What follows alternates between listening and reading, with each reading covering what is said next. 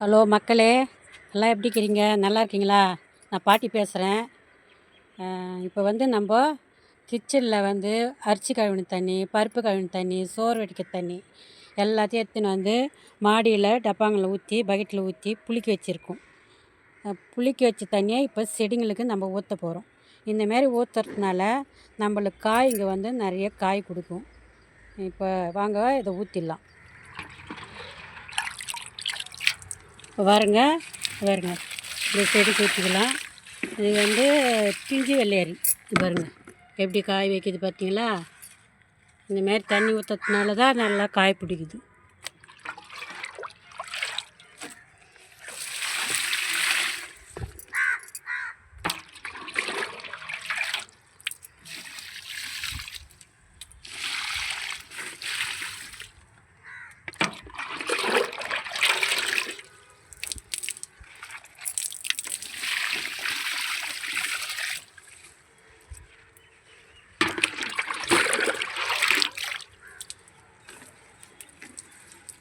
நான் அப்படியே சோறு வடித்து தண்ணியாக அப்படியே அரிசி கழிஞ்சோம்னா அப்படியே கொண்டாந்து ஊற்றக்கூடாது. நம்ம 2-3 நாளைக்கு வச்சுருந்து தான் அது ஊற்றணும்.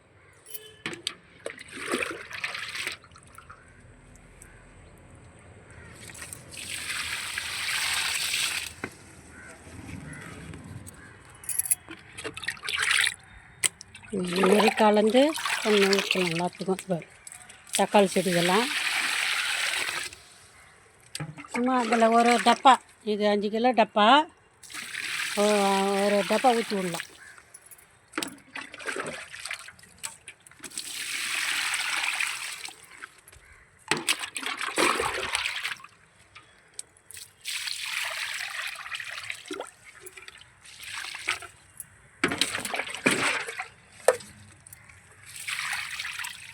எல்லாம் தக்காளி செடி பாருங்கள் எப்படி பூ எடுக்கிறாங்க பாருங்கள், நிறைய காய் வைக்குது பாருங்கள். பூ பாருங்கள் எப்படி கொத்து கொத்தாக இருக்குது.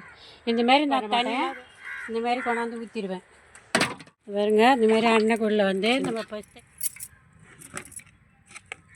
பிடிச்சிட்டு இப்போ நம்ம வெடி கட்டிக்க போகிறோம் பாருங்கள். தண்ணி எடுத்து இதுதான் கஞ்சி தண்ணி, நம்ம புளி கட்டிக்கிற தண்ணி. இதை எடுத்து இப்போ வெடி கட்டிக்கலாம்.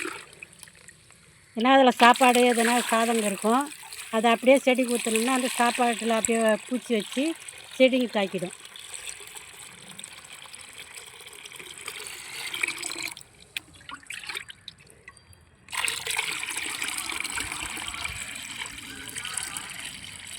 இந்தமாரி வெடி கட்டி எடுத்துடணும். இல்லை சாப்பாடு எதனா இருந்தால் தங்கி எடுத்துக்கணும். அப்படி கட்டிக்கணும். இப்போ இந்த தண்ணி எடுத்து நம்ம செடிங்களுக்கு ஊற்றிக்கலாம் பாருங்கள். தக்காளி செடிக்கு ஊற்றுறேன், கத்திரி செடி,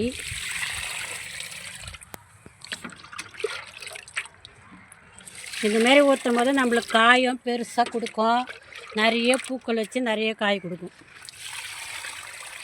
பாருங்க. நம்மளதே எப்படி பாருங்கள் காய்ங்க நேற்று அறுத்துட்டு எல்லாத்தையும் இப்போ நிறைய பூ வைக்கிது பாருங்கள். இந்தமாரி தண்ணி கஞ்சி தண்ணி, பருப்பு கறி தண்ணி, சோறு வடிக்க தண்ணிலாம் வேஸ்ட் பண்ணாதீங்க. அதெல்லாம் நம்ம சாப்பிட்ற பொருள் தான் அது. அதனால் நம்ம ஏன் இதை ஊற்றுறோம்லாம் நினைக்காதீங்க. இது போல் ஊற்ற சொல்ல அதுக்கு நமக்கு சத்து கிடைக்கிற மாரி அதுக்கும் சத்து கிடைக்கும்.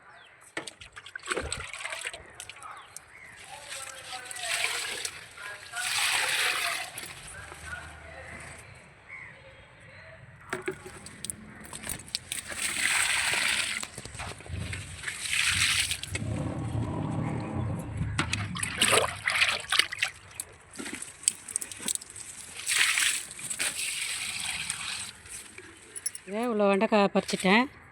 1/2 கிலோ வெண்டைக்காய்க்கு இருக்கும் பறிச்சிருக்கேன். அந்த இலைகள்லாம் பாருங்கள் கட் பண்ணிட்டேன்.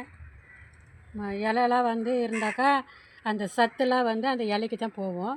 அதனால் கட் பண்ணிட்டேன். இந்த பாருங்கள் கட் பண்ணி போட்டு பாருங்க. இவ்வளோ இலை அந்த அடியில் இருக்கிற இலையெல்லாம் கட் பண்ணி எடுத்துடணும். கட் பண்ணி எடுத்துட்டா தான் நம்ம அந்த சத்து காய்க்கு போய் சேரும். காய் பெருசாக கொடுக்கும். எல்லாத்தையும் கட் பண்ணி எடுத்துட்டேன். கட் பண்ணதெல்லாம் எடுக்கலை, வீடியோ எடுக்கலை. வீடியோ எடுத்துக்கினே கட் பண்ண முடியாது, பிடிச்சிக்கினேன்ட்டு நான் வீடியோ எடுக்கலை. இதுமாரி கட் பண்ணிவிடுங்க. அடியில் இருக்கிறதெல்லாம் மேலே பாருங்கள், மொட்டு பூவெல்லாம் இருக்குது நிறைய.